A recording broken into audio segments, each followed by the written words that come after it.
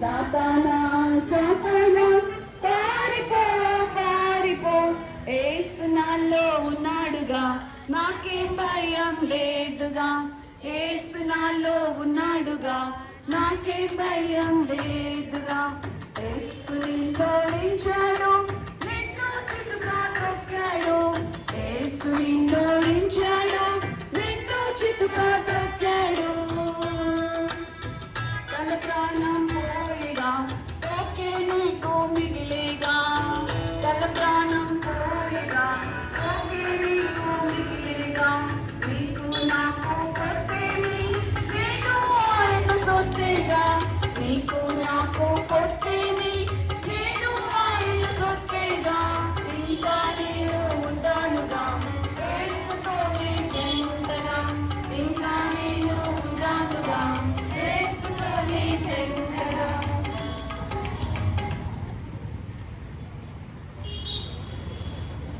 పాపుల రక్షకుడైన ప్రభుయేసు క్రీస్తు వారికి, పాపములకు క్షమాపణ ఇచ్చే ప్రభుయేసు క్రీస్తు వారికి, పాపిని ప్రేమించి పాపమును ద్వేషించే ప్రభుయేసు క్రీస్తు వారికి, పాపి కొరకు ప్రాణం పెట్టి చనిపోయి తిరిగి లేచిన ప్రభుయేసు క్రీస్తు వారికి, మరలా రారాజుగా రానయ్యున్న ప్రభువైనటువంటి యేసు క్రీస్తు వారికి చెప్పండి జయమని ప్రభుయేసు క్రీస్తు వారికి. కళ్ళు మూసుకోండి, ఇలా ప్రార్థన చేసుకుందాం. ప్రేమ కలిగిన తండ్రి, కొద్ది నిమిషంలో నందులతో మాటలు తెలియజేయాలని ఆశపడుతున్నట్టుగా మీరే మా సమయం దీవెనకరంగా చేయము. మీ ప్రసిద్ధ ప్రశ్నకి కాలాన్ని మమ్మల్ని అందరినీ తీసుకుంటున్నాము. యేసుక్రీస్తు నామమున ప్రార్థించి వేడుకొనుచున్నాము తండ్రి, ఆమేన్. మా ప్రియులారా, ఉదయకాల సమయంలో ప్రభు యేసుక్రీస్తు వారి యొక్క నామమున మీ అందరికీ శుభములు తెలియజేయించున్నాం. ఇక్కడే మనకు సమీపంలో గవర్నమెంట్ హాస్పిటల్ దగ్గర ఉన్న గరకా ప్రార్థనా మందిరం, గరకా ప్రార్థనా మందిరంలో ఈబీఎస్ జరిగింది. గత సోమవారం నుండి రేపటి వరకు విరామ బైబిల్ పాఠశాల, చిన్నపిల్లలు కేజీ మొదలుకొని పీజీ స్టూడెంట్స్ వరకు వారికి పరిశుద్ధ గ్రంథం బైబిల్లో నుండి దేవుని యొక్క వాక్యము వారికి బోధించబడింది. పరిశుద్ధ గ్రంథం బైబిల్లో నుంచి వారు ఏ విధంగా జీవించాలో, చిన్నప్పుడు యవ్వన కాలంలో ప్రభు కొరకు ఏ విధంగా బ్రతకాలో, లోకములో ఉన్న చెడుగు పాపము అపవిత్రతను తప్పించబడి ఏ విధంగా జీవించాలో పరిశుద్ధ గ్రంథం బైబిల్లో నుంచి వారికి బోధించబడ్డాయి. పరిశుద్ధ గ్రంథం బైబిల్లో ఉన్నటువంటి వాక్యము గురించి నేను కొన్ని మాటలు చెప్పాలనుకుంటూ ఉన్నాను. దశలోనికలకు రాసిన మొదటి పత్రిక 2వ అధ్యాయం 13వ వచనములో దేవుని వాక్యము అని వ్రాయబడి ఉంది. ప్రియమైన స్నేహితుడా, ఈ గ్రంథంలో రాయబడింది ఇది దేవుని యొక్క వాక్యం. పాపమును గురించి, ఒక వ్యక్తి పాపం నుంచి విడిపించబడి నీతిమంతుడిగా తీర్చబడిన గురించి కూడా రాయబడింది. రెండవది పేతురు రాసిన మొదటి పత్రిక 1వ అధ్యాయం 14వ వచనము, ఇది నిత్య వాక్యము. ఒకటి దేవుని వాక్యం, రెండవది నిత్య వాక్యం, మూడవది తిమోతికి రాసిన 2వ పత్రిక 2వ అధ్యాయం 15వ వచనములో ఇది సత్యవాక్యం. కనుక మానవుడు ఏ విధంగా పాపం నుండి అపవిత్రత నుండి బోధ నుండి తప్పించబడి సత్యవంతుడుగా ఏ విధంగా జీవించాలో పరిశుద్ధ గ్రంథం బైబిల్లో రాయబడి ఉంది. తర్వాత ఫిలిప్పీయులకు రాసిన పత్రిక 2వ అధ్యాయం 16వ వచనములో ఇది జీవ వాక్యం. కనుక మానవుడిని జీవింపజేసేది మనుషుడు రొట్టె వలన మాత్రము కాదు, కానీ దేవుని నోట నుండి వచ్చు ప్రతి మాట వలన మానవుడు జీవిస్తాడు. తర్వాత రోమిలకు రాసిన పత్రిక 1:8 ఇది విశ్వాస వాక్యము. కనుక మానవుడి యొక్క జీవితంలో విశ్వాసం ద్వారా వారి యొక్క బ్రతుకులు ఏ విధంగా కట్టబడుతున్నాయో పరిశుద్ధ గ్రంథం బైబిల్లో రాయబడింది. తర్వాత ఎబ్రీయులకు రాసిన పత్రిక 4:12 ఈ వాక్యము శక్తి కలిగిన వాక్యము, అనేకుల యొక్క జీవితాలను మార్చగలిగినటువంటి బలమైనటువంటి సజీవమైనటువంటి వాక్యము ఈ వాక్యం. అపోస్తలుల కార్యములు 13:26 ఇది రక్షణ వాక్యం. ప్రియమైన స్నేహితుడా, ఒక వ్యక్తి పాపం నుండి విడిపించబడి లేక పాపం నుండి రక్షించబడి స్వర్గరాజ్యానికి ఏ విధంగా చేర్చబడతాడో రక్షించేటువంటి వాక్యము దేవుని యొక్క వాక్యం. ఈ ఉదయకాలం ప్రియమైన స్నేహితుడా, పరిశుద్ధ గ్రంథం బైబిల్ గురించి చెప్పాలి అంటే ఇంకా చాలా విషయాలు ఉన్నాయి. అయితే మాకున్న సమయాన్ని బట్టి నేను కొద్ది మాటలు మీకు చెప్పాను. ఒకటి వర్డ్ ఆఫ్ గాడ్, ఇది దేవుని వాక్యం. రెండవది ఎవర్ లాస్టింగ్ వర్డ్, ఇది నిత్య వాక్యం. మూడవది ఇది వర్డ్ ఆఫ్ ట్రూత్, ఇది సత్యవాక్యం. నాలుగవది వర్డ్ ఆఫ్ లైఫ్, ఇది జీవవాక్యం. ఐదవది వర్డ్ ఆఫ్ ఫెయిత్, ఇది విశ్వాస వాక్యం. ఆరవది వర్డ్ ఆఫ్ పవర్, ఇది శక్తి కలిగినటువంటి వాక్యం. ఆఖరిగా ఏడవది ఇది వర్డ్ ఆఫ్ సాల్వేషన్, ఇది రక్షణ వాక్యం. కనుక పరిశుద్ధ గ్రంథం బైబిల్లో నుంచి దేవుని వాక్యం గురించినటువంటి కొన్ని మాటలు నేను మీకు ఉదయకాలం తెలియజేశాను. సరే, ఇప్పుడు ఈ గ్రంథంలో నుండి నేను ఒక మాట మీకు చెప్పాలని ఆశపడుతూ ఉన్నాను.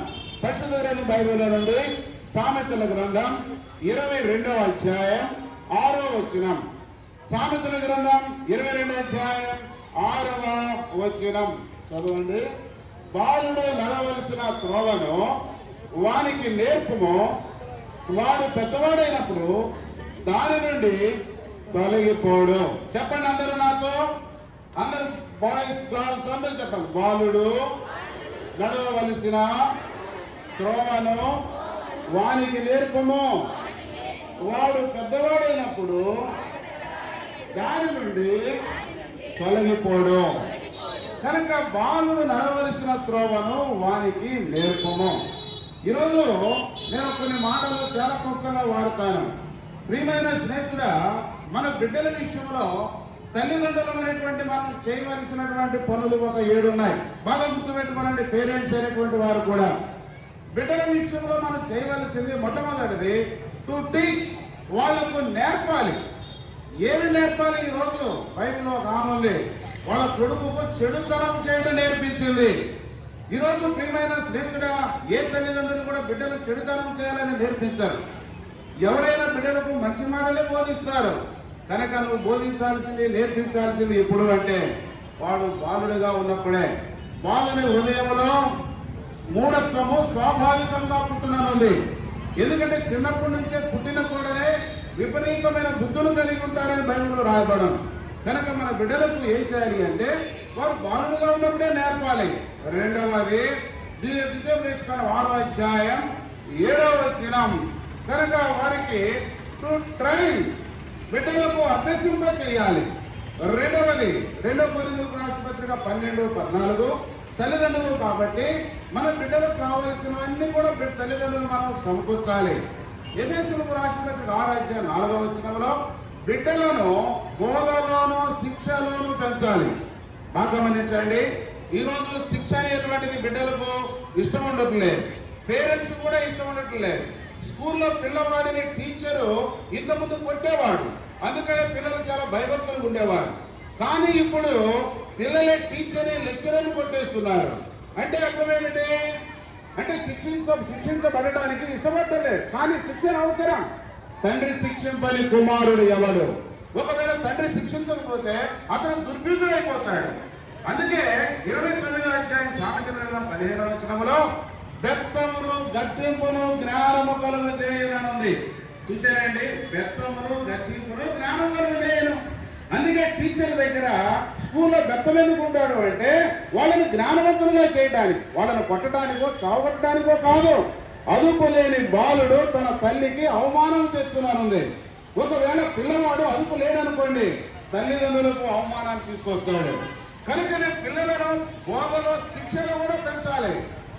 తిమోతికి రాసిన మొదటి పత్రిక 3వ అధ్యాయం 4వ వచనంలో పిల్లలను స్వాధీనంలో ఉంచుకోవాలి తల్లిదండ్రులు. ఈరోజు ఎంతమంది తల్లిదండ్రులు తమ బిడ్డలు మాట వింటలేదని బాధపడుతున్నారు.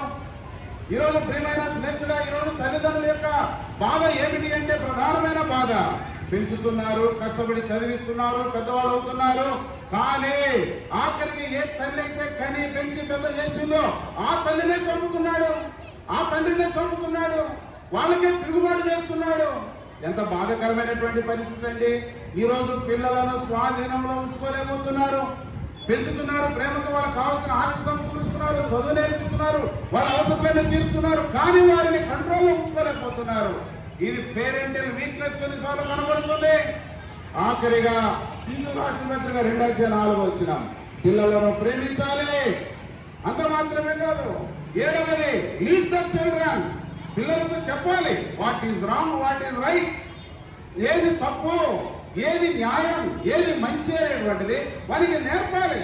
కనుక మన పిల్లల విషయంలో ఒకటి వారికి నేర్పాలి, 2వది వారికి బోధించాలి, 3వది వారికి కావాల్సిన అవసరం తీర్చాలి, 4వది శిక్షలో బోధన పెంచాలి, 5వది బిడ్డలు కంట్రోల్ చేయాలి, 6వది బిడ్డలు ప్రేమించాలి, 7వది బిడ్డలకు ఏది మంచో ఏది చెడో నేర్పాలి. ఎప్పుడు బాలుడు నడవలసిన త్రోవను వానికి వాడు బాలుడుగా ఉన్నప్పుడే.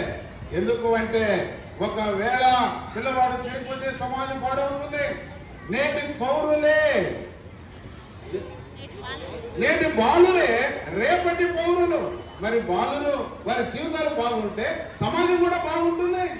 కనుక ప్రియమైన స్నేహితుడా, ఈ చిన్న పిల్లలకు పరిశుద్ధ గ్రంథం బైబిల్లో నుండి దేవుని యొక్క వాక్యాన్ని వారికి నేర్పిస్తున్నాం.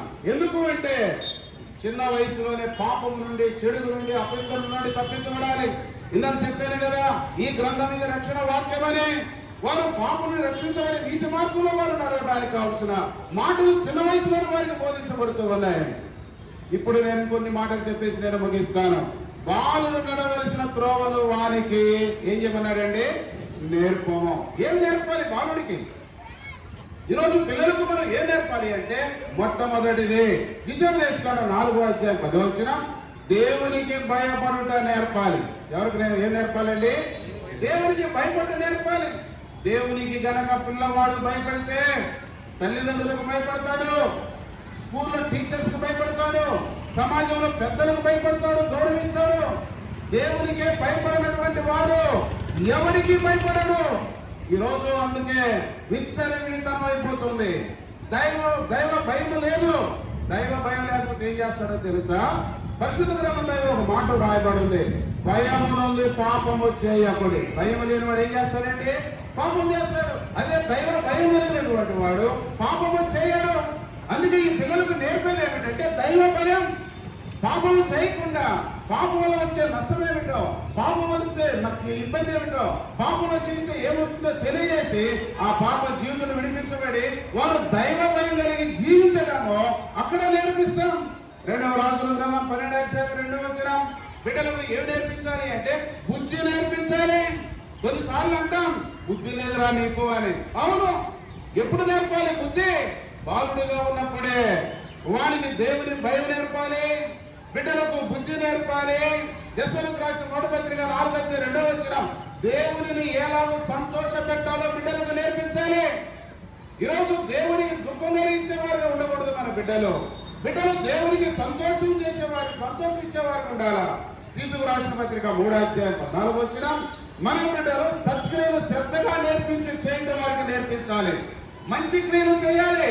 బిడ్డలు ఈరోజు లోకంలో మనం ఉదయం వచ్చిన కానీ చూస్తూ ఉన్నాం, ఇటువంటి ఘోరమైనటువంటి కార్యాలు జరుగుతున్నాయా. కొన్నిసార్లు చదువుకున్న వాడైనా చేసేది అనిపిస్తుంది, కొన్నిసార్లు ఈ చిన్న వయసులోనే పిల్లలు చేసేదో చూస్తుంది. అవి చూసినప్పుడు హృదయం కరుకుపోతుంది. ఈరోజు ప్రియమైన స్నేహితుడా, అందుకే ఎనిమిది రాష్ట్రాలకు 5:8లో పిల్లలకు విధేయత నేర్పాలి. పరిశుద్ధ రాష్ట్రాలకు 2:7 వచనంలో విశ్వాసం నేర్పాలి. పిలుపు రాష్ట్రాలకు 4:11 వచనంలో సంతృప్తి కలిగి ఉండడం నేర్పాలి. ఈరోజు బిడ్డలకు నేర్పవలసింది దేవుని యొక్క భయం. ఈరోజు ఇప్పుడు నేను కొన్ని మాటలు త్వరగా నేను వాడుతూ ఉన్నాను. ప్రియమైన స్నేహితుడా, దేవుని యొక్క భయం మానవుడికి నేర్పాలి. ఎందుకంటే దేవుడు ఆకాశంలో ఉన్నాడు, మానవుడు భూమి మీద ఉన్నాడు. మానవుడు తప్పనిసరిగా దేవునికి భయపడాలి. అందుకే పరిశుద్ధ గ్రంథం బైబిల్లో మీకా గ్రంథం 5వ అధ్యాయం 2వ వచనం, శాశ్వతుడైనటువంటి దేవుడు. యోహాను సువార్త 8:58, అబ్రాహాము పుట్టక మునుపు ఉన్నటువంటి దేవుడు. యోహాను సువార్త 17:5, లోకము పుట్టక మునుపు ఉన్నటువంటి దేవుడు. యోహాను సువార్త 17:24, జగత్తు పునాది వేయబడక మునుపు ఉన్నటువంటి దేవుడు. హెబ్రీయులకు రాసిన పత్రిక 7వ అధ్యాయం 3వ వచనము, ఆదియు అంతము లేనటువంటి దేవుడు. ప్రకటన 22:13, మొదటి వాడు గడపడాలైనటువంటి దేవుడు. తీతుకు రాసిన పత్రిక 2వ అధ్యాయం 11-13 వచనాలు, మహాదేవుడును మన రక్షకుడునైన యేసుక్రీస్తు. ప్రియమైన స్నేహితుడ, మహాదేవుడును మన రక్షకుడునైన ప్రభువైనటువంటి యేసుక్రీస్తు వారు. ఈ ప్రభువైనటువంటి యేసుక్రీస్తు వారు లోకమైనటువంటి మానవుడు మనల్ని ప్రేమించాడు. మన కొరకే పరలోకముని భూలోకానికి మానవుడుగా వచ్చాడు. మనందరి యొక్క దోషములు పాపములకు రావాల్సిన శిక్ష యేసు ప్రభువు కలవరిశిలో తన మీద వేసుకొని భరించాడు. తన పరిశుద్ధమైనటువంటి రక్తాన్ని కలవరిశిలో ధారలుగా కార్చాడు. చనిపోయాడు, సమాధి చేయబడ్డాడు, తిరిగి 3వ దినమున మృత్యుంజయుడై తిరిగి లేచినటువంటి దేవుడు ప్రభువైనటువంటి యేసుక్రీస్తు వారు. కనుక ప్రభువైనటువంటి యేసుక్రీస్తు వారు జగత్తు పునాది వేయబడక మునుపే ఉన్నటువంటి దేవుడు. లోకము పుట్టక మునుపే ఉన్నటువంటి దేవుడు. శాశ్వతుడైనటువంటి దేవుడు. అయితే 2024 సంవత్సరాల క్రితం, 20 సంవత్సరాల క్రితం శరీరాన్ని దాచుకొని యేసుక్రీస్తు నామములో పరలోకముని భూలోకానికి మానవుడిగా ఈ లోకానికి వచ్చి సర్వలోక మానవుడిక పాపముల కొరకే కలువరి శిలువలో తన ప్రశస్తమైనటువంటి అమూల్యమైనటువంటి రక్తాన్ని కాచి చనిపోయి సమాధి చేయబడి తిరిగి లేచినటువంటి దేవుడు. యేసు చెప్పండి అందరూ నాతో, యేసు రక్తము, యేసు రక్తము ప్రతి పాపము నుండి కడిగి మనలను పవిత్రులుగా చేయును. ప్రియమైన స్నేహితుడు, ఆ రక్తమే నేను కోరుకున్నాను. నేను యేసుక్రీస్తు ప్రభు పాపిని, నీ రక్తధారలను కడుగు ప్రభు అంటే ప్రేమ కలిగిన దేవుడు తన రక్తధారలో నా పాపములను కడిగి పరిశుభ్రపరిచాడు. ఈరోజు యేసు రక్తం ప్రతి పాపుని కడిగి పవిత్రపరుస్తుంది. యోహాను సువార్త రాసిన మొదటి పత్రిక 1:7, 1 పవిత్రపరుస్తుంది. హెబ్రీయులకు రాసిన పత్రిక 9:14, మానవుని యొక్క మనసాక్షిని శుద్ధి చేసేది యేసు ప్రభువు యొక్క రక్తం. రోమా 5:9, మానవుని నీతిమంతుడిగా తీర్చేది యేసు ప్రభువు యొక్క రక్తం. రోమా 5:9, పాపం యొక్క ఉగ్రతని తప్పించేది యేసు ప్రభువు యొక్క రక్తం. ఎఫెసీ 2:13, మానవుడు దేవునికి దూరమైపోయినటువంటి మానవుడిని దేవునికి సమీపంగా చేసేది రక్తం. ప్రకటన 7:13, 14, 17, పరలోక రాజ్యానికి మానవుని చేర్చేది ప్రభువు యేసుక్రీస్తు వారి యొక్క రక్తం. ప్రకటన 12:13, మానవుడికి విజయాన్ని ఇచ్చేది, పాపంపై, లోకంపై, శరీరంపై విజయం ఇచ్చేది మా యొక్క యేసు ప్రభువు వారి యొక్క రక్తం. ప్రభువైనటువంటి యేసుక్రీస్తు విశ్వాసం వచ్చేది.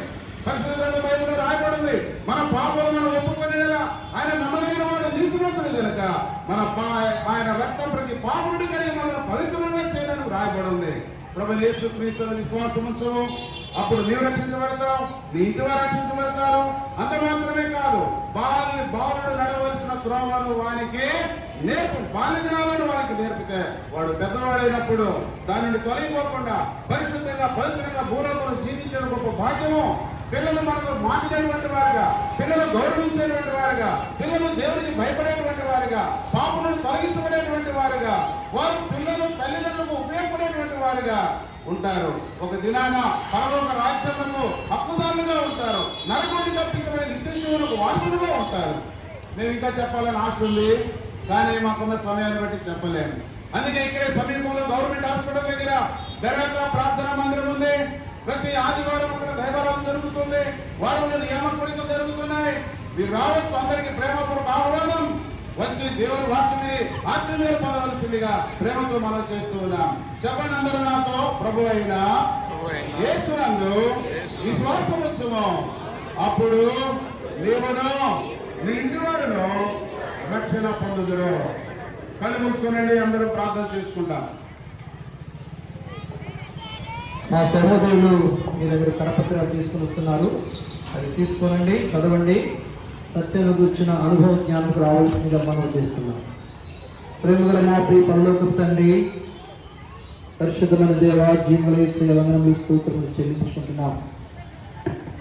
అదే కార్యక్రమంలో ఈ వీధుల్లో ఈ రీతిగా మిమ్మల్ని ఊరేగించడానికి ఉద్దేశం అనేకులను తెలుసుకోవాలని మీరే నిజమైన దేవుడవు, నిత్య జీవము గలవాడవని అనేకులు సత్యాన్ని గ్రహించాలనే ఉద్దేశంతో ఈ ప్రయాస అంతా కూడా.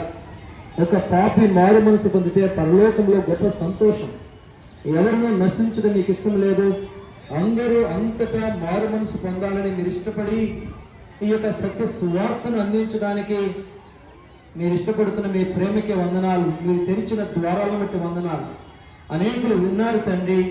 ప్రభా, వారి జీవితాలను మన సొంత రక్షకులుగా అంగీకరించట్లో మీరే కృపను అనుగ్రహించండి. నిత్య నరకము నుండి నిత్య జీవానికి వారు వారసులు కాగొట్టుకు మీరే కృపను అనుగ్రహించండి.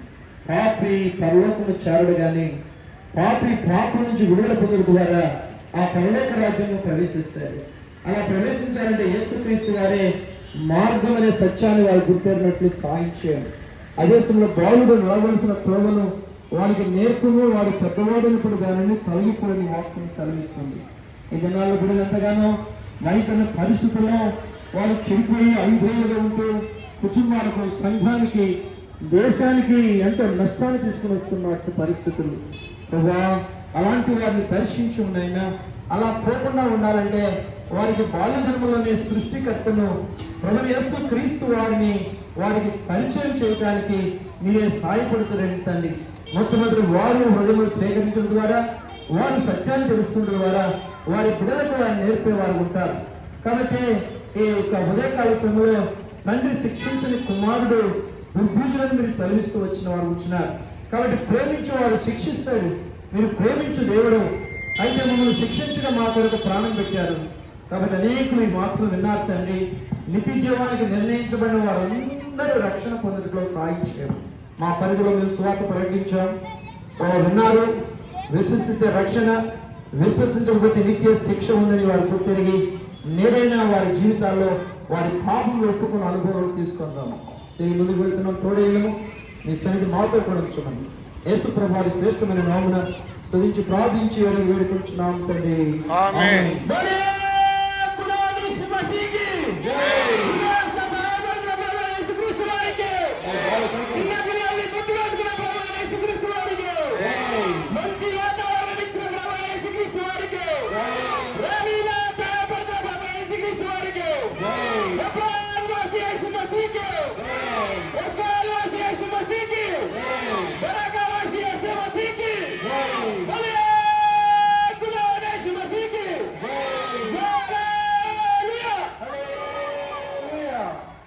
ఇప్పుడు చిన్నగారు తర్వాత లైవ్ లో